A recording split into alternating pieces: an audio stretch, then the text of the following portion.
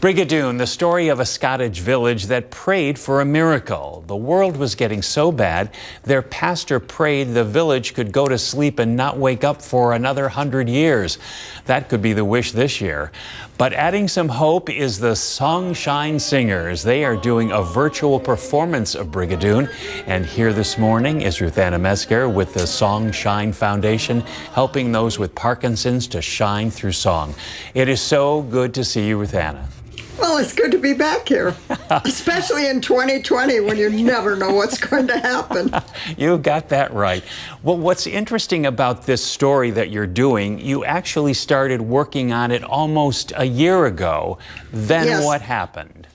We started the first week in November with rehearsals for singers and players, and we rehearsed right up until the third week in March, and our performance was the first weekend in April, and COVID shut everything down, obviously had to. And so all that time and energy and effort was lost. And we felt that, certainly COVID's going to go away. It didn't go away. And pretty soon we felt like we were the characters in Brigadoon. We were asleep for 100 years. And all of a sudden in September, I got this idea that why don't we try a virtual performance? I'd seen all these things on television with orchestras and choirs from people around the world, not realizing how complex this would be. And so we engaged two key people. A person who could do all the music tracks and would understand a system called Soundtrap.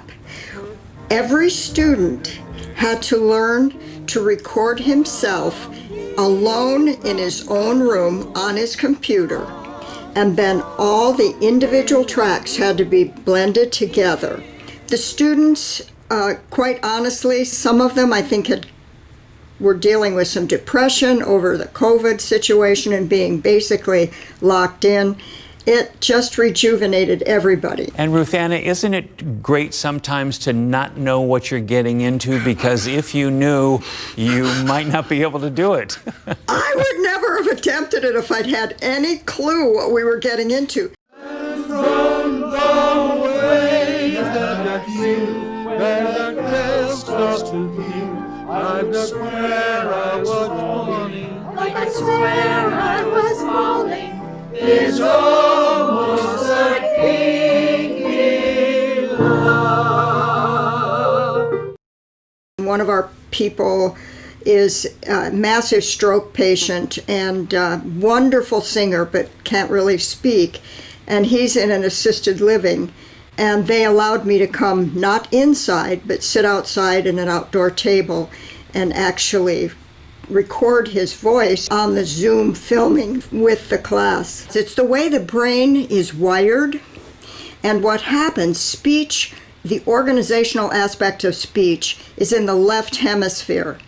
The right hemisphere of the brain is the creative side, and that has music and drama, imagination, everything.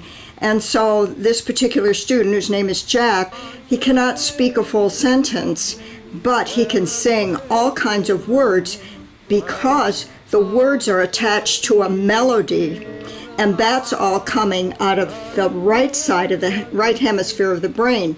And so it allows him to sing when he cannot speak. It took quite a bit of negotiation to be able to even do Brigadoon. These performances also couldn't have taken place had it not been for the graciousness of Music Theater International and the Lerner and Lowe family, who control the rights to Brigadoon. I know that you've got 3 virtual performances that are coming up shortly. Actually, we've added a 4th because of the fact that we had some people in Central Time Zone, Central Standard Time, who wanted something that would fit their schedule a little bit better.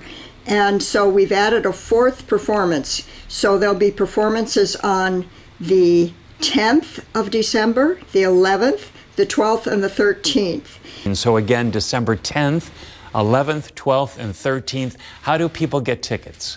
What they should do is go to our website, Songshine for Parkinsons.org.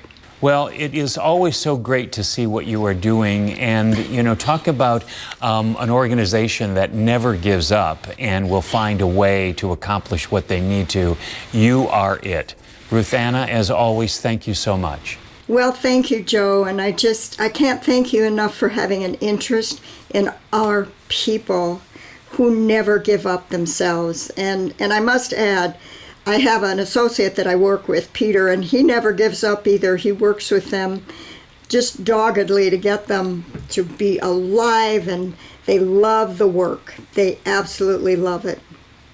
Well, we love you. Thank you so much. Thank you.